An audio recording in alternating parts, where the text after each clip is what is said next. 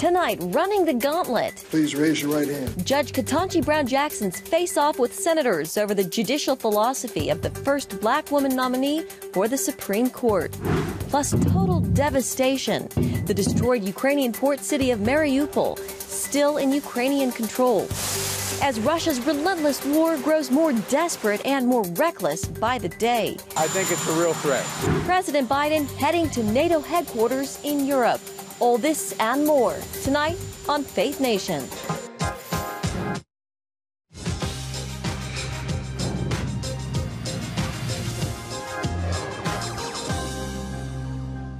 Sparks fly as religion, abortion, and child porn once again dominate questioning for Supreme Court nominee KETANJI Brown Jackson. Good evening. I'm John Jessup. And I'm Jenna Bratter. Day 3 in the hot seat for President Biden's first Supreme Court nominee and a second round of questions from lawmakers on the Senate Judiciary Committee. Today's hearing, the last chance for the Supreme Court hopeful to directly respond to senators ahead of her confirmation vote. Caitlin Burke joins us from where the fireworks are still taking place on Capitol Hill with tonight's top story. Caitlin.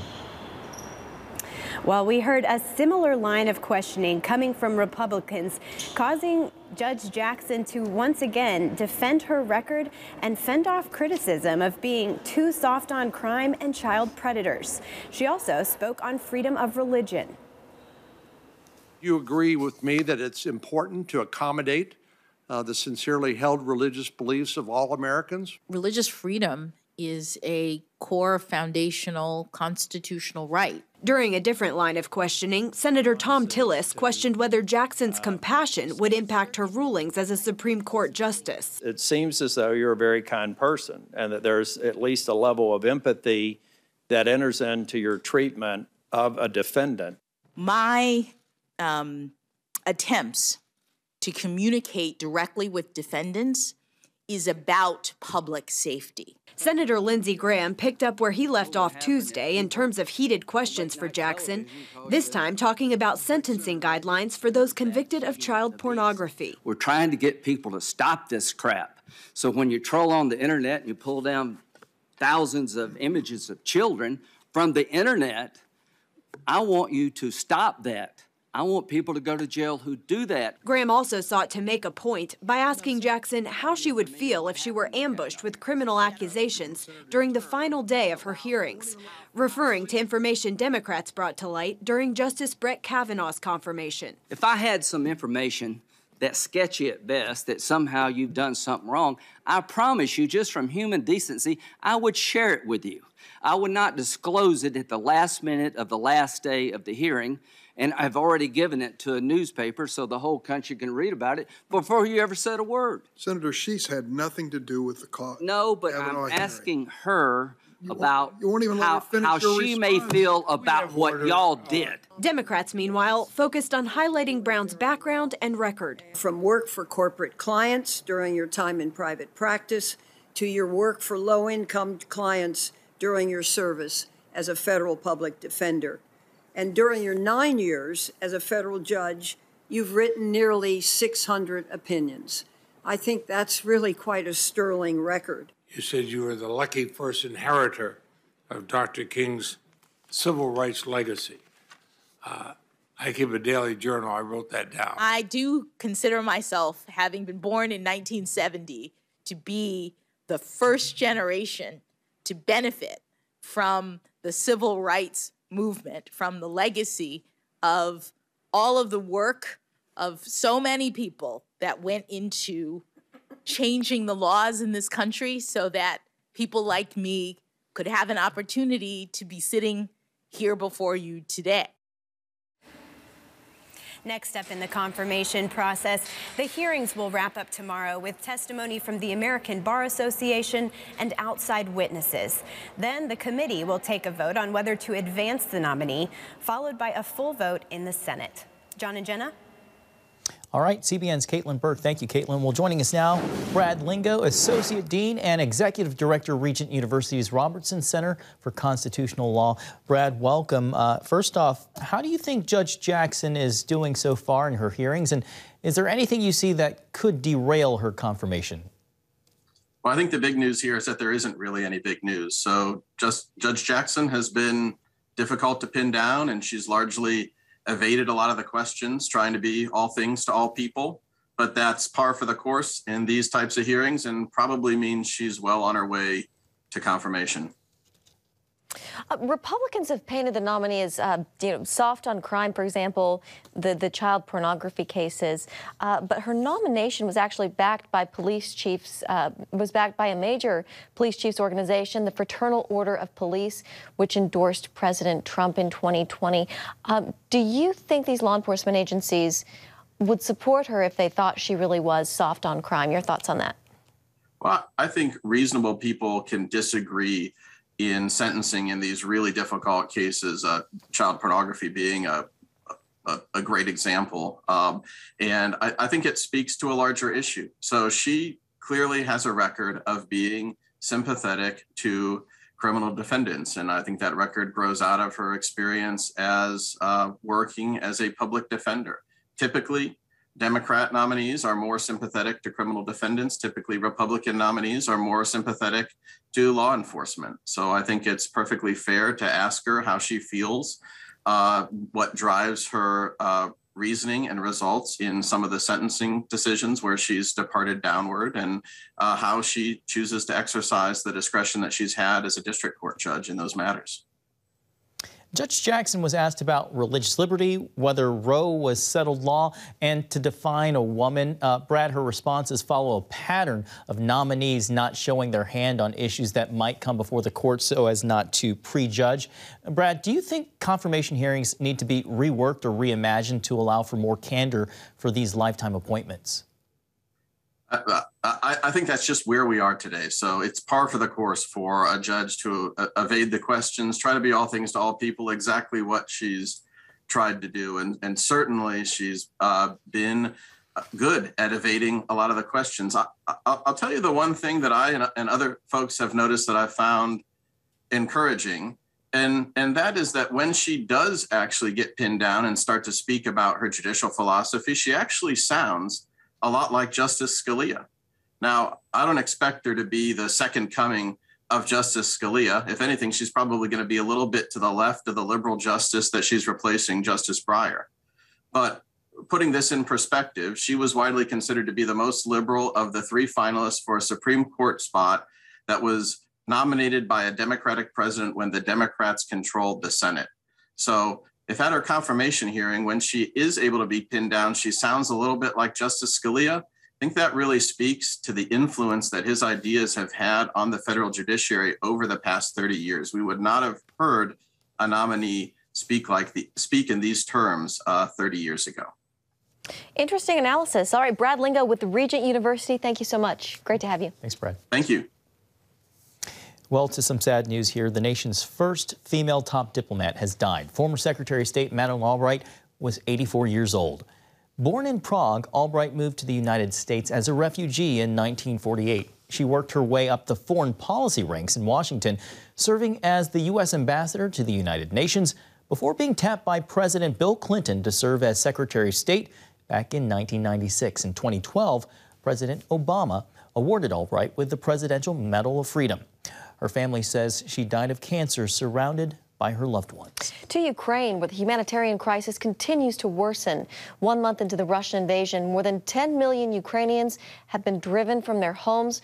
1/3 of the country's 41 million people have left, creating the fastest moving refugee crisis since World War II. CBN's Wendy Griffith reports. This is the scene at the Polish border. Thousands of mostly women and children pulling suitcases, trying desperately to find shelter and safety after being forced to flee their homes with only a few belongings. I had to flee because everything was destroyed. There was no gas, no electricity, no water in the city. Our children are dying. My son had to stay in Cherniv. I could only take my daughter with me. It hurts a lot. Now we have nowhere to go. Our whole neighborhood is destroyed. Everything is completely destroyed. Poland has taken in the majority of the refugees, about 2 million and growing. CBN's Operation Blessing is at the border, providing supplies, relief, and comfort. We are here at the Medica border crossing where many thousands of people are crossing every night. And they're crossing from Ukraine into Poland to find a safe shelter for the night. And Operation Blessing is here to provide assistance to the many people who are crossing, from handing out blankets to serving hot and fresh coffees and hot chocolates and teas, to also providing in the tent next door rest and recovery for families and people who are on the move. The Polish government has set up reception points along the 300-mile shared border, with citizens mobilizing to help. Poles and Ukrainians share similar cultures and languages, and so far, refugees are getting a warm welcome. Other primary destinations are Romania, Hungary, Moldova, and Slovakia. As the war grinds on, people are likely to move from these temporary border shelters in hopes of finding more permanent housing. Meanwhile, the Biden administration plans to launch an effort this week to make it easier for Ukrainians to enter the U.S., including speeding up the visa process for relatives of U.S. citizens and adding more staff to help handle the applications. Wendy Griffith, CBN News. And here with us now from Kyiv, Ukraine, George Thomas, CBN News senior international correspondent. George, it's great to see you this evening. If you could, describe what you're seeing on the ground there and what the mood is like. Look, 28 days into this war, Ukrainians are feeling very, very proud of their army because they have managed to withstand the world's second largest army from taking their entire country, let alone their capital city. And in fact, in the last 24 to 48 hours, we have seen Ukrainian forces make some tremendous counter offensives in the western part of the country, especially around the areas of Irpin and Bucha and Homostel. You know, I keep repeating these three names is because 28 days ago, this is where the Russians started their offensive. They started bombarding these three areas, and they quickly, in some cases, moved into the area. And so what we have seen today, 28 days later, is that the Ukrainians are beginning to push them further and further away back to the Belarusian border. That is huge. The other thing is that NATO today confirmed what many Ukrainians have been saying, that the government has been saying. NATO says that between 7,000 to 15,000, anywhere between 7,000 to 15,000 Russians have lost their lives in the process. Russian troops. That is significant. Put that in context. During the entire 10-year war that the Soviets waged against Afghanistan, they lost a combined 15,000 over a 10-year period. And this is over 28 days. So this is monumental that the Russians have suffered such a military setback. And so Ukrainians are feeling great. They know there's a long road ahead of them. The situation in the south is devastating. In the place like Mariupol, totally unrecognizable. The place has been obliterated pretty much, and it does not look like the same city as it used to 28 days ago. But yet Ukrainians are feeling very, very hopeful. It is hard to believe, George, that this campaign has been going for just shy of a month. George, Vladimir Putin has been described as being backed against a wall, and we're hearing that the Russian leader has resorted to more extreme measures like using hypersonic missiles. Today, we also learned that a Russian official stepped down and left the country, citing his opposition to Putin's war in Ukraine. George, is there a sense among the people there that Ukraine can win this war? There is, but look, this is a long slog. I mean, it's not going to be a quick victory. There's, you know, the key is if you look at the map and if you look at all where the areas that the Russians are, they are in a good chunk of the country, be it the east, the south, as well as the north. It's going to take some time to push them all the way to the borders of not only just Russia, but also all the way to Belarus. It's going to be a hard slog. It's not going to be an overnight, as we can see. You know, they are up against the second largest army in the world, but they are making slow, day-by-day offensives, and that is so heartening to the Ukrainians. The other concern is that potentially, because they've lost such tremendous numbers of soldiers, that there is concern that Belarus could come in. We are seeing tank movement and troop movements of Russians coming in to fill in these positions. There is a concern that we could see 3 waves, each wave containing close to about 5,000 Belarusian soldiers coming across, not just to Kyiv, the capital, but also to the western part of the country. So, look, they're breathing a sigh of relief that they still have their capital, but they know that this could take a while. Right, and we should mention the Secretary of State has confirmed members of the Russian forces have committed war crimes in Ukraine. George Thomas, as always, it's so great to have you with us this evening. Thank you so much for all you're doing over there. Thanks, George. Stay safe. You're welcome. Thank you. President Biden's European tour as war wages in Ukraine. What's at stake when Fake Nation returns? Well, welcome back. President Biden lands in Belgium tonight, kicking off a 4-day tour in Europe aimed at finding a way to prevent the Russian war on Ukraine from gaining ground and tragically, devastating more lives. The president tomorrow will meet with leaders at NATO headquarters in Brussels. He'll deliver remarks at the G7 leaders meeting and the European Council summit. And on Friday, he'll travel to Poland to meet with President Duda. This weekend, the president wraps up his foreign travel with a speech on how the free world is helping support Ukraine. And for more, let's bring in CBN News chief political analyst David Brody. David, as Vladimir Putin continues his war on Ukraine, what message does President Biden need to send on this trip?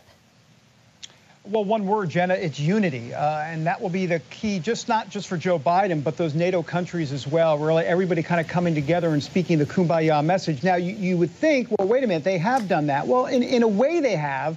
But right now, there's kind of like this division to a degree as to how the messaging should go on here. In other words, what message are they sending to Russia? Should they be outlining steps of things that they will do to Russia, or things that we will not allow Russia to do? That's kind of where they're trying to figure it all out. And so I think a lot of it will be obviously unity, but also messaging and making sure that Russia has a clear understanding as to exactly what NATO and the United States will do in the future, rather than what they will not do. And I think it's just more of a messaging thing than anything else.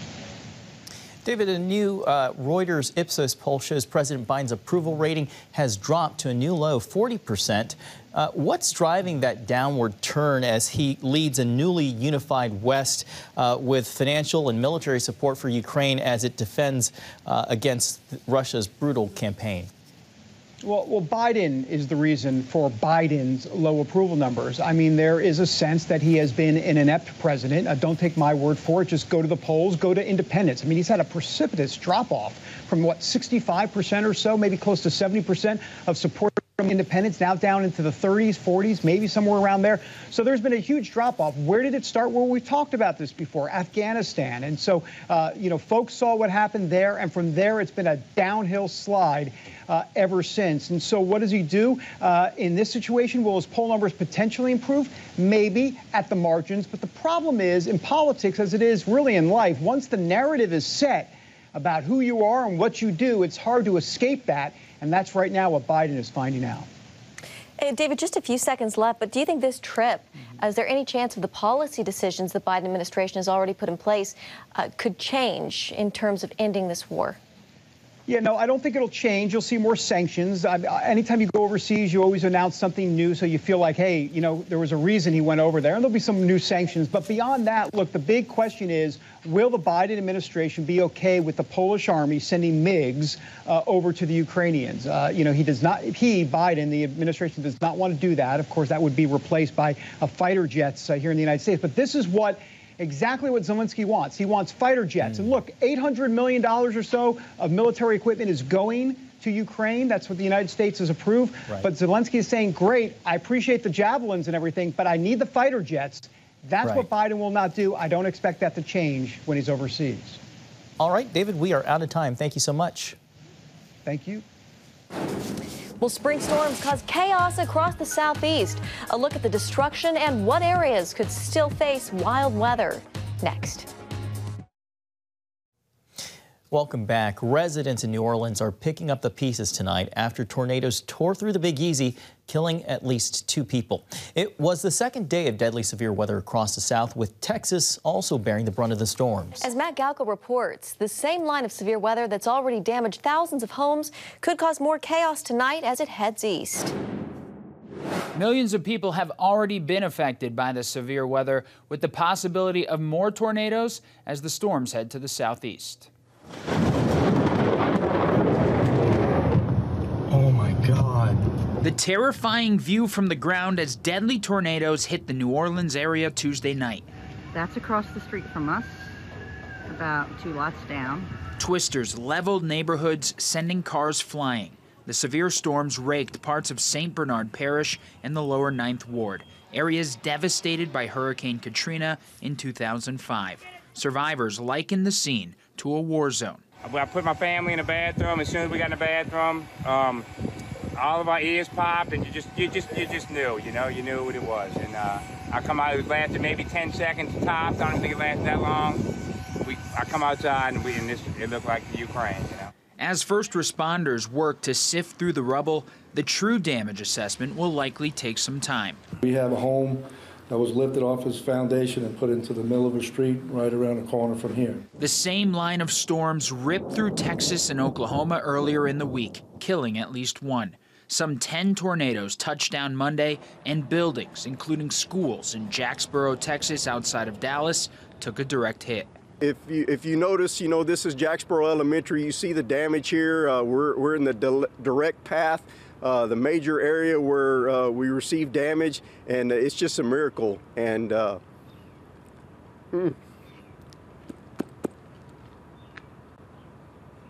was one of the first responders here, and this campus did a great job. The threat for more tornadoes is lower in the southeastern states, although the threat of severe thunderstorms and isolated twisters remains. Matt Gelka, CBN News. All right, thank you, Matt. And still ahead, spring has sprung in the nation's capital.